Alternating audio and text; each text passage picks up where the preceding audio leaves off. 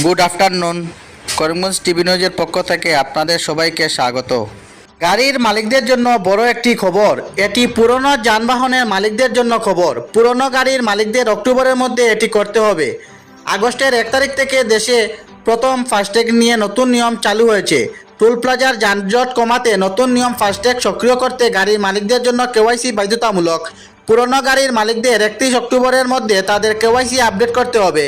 FASTag পরিষেবা প্রদানকারী সংস্থাগুলিকে সরকার নতুন নির্দেশ জারি করেছে।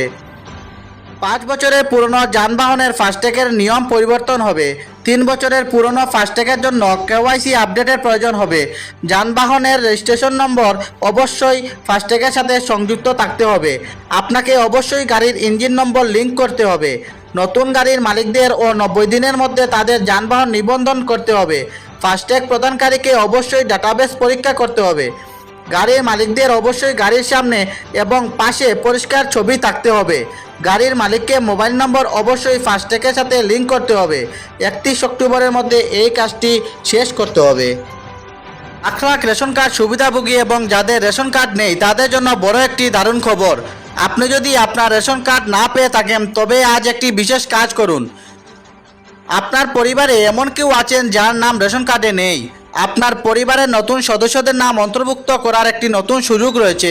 আবেদনকারীদের 2021 থেকে 2023 আগস্টের ভিতরে উল্লেখিত পোর্টালে পঞ্জীয়নকারীর নাম আবেদন করা হতে হবে।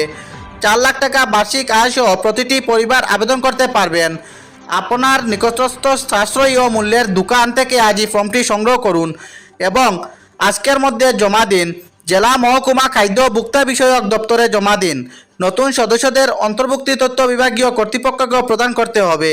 গ্রাম পঞ্চায়েতের মাধ্যমে প্রচারিত হওয়া পরে নাম অন্তর্ভুক্ত করা হবে। এটি ইকেওয়াইসি সময়ও করা যেতে পারে।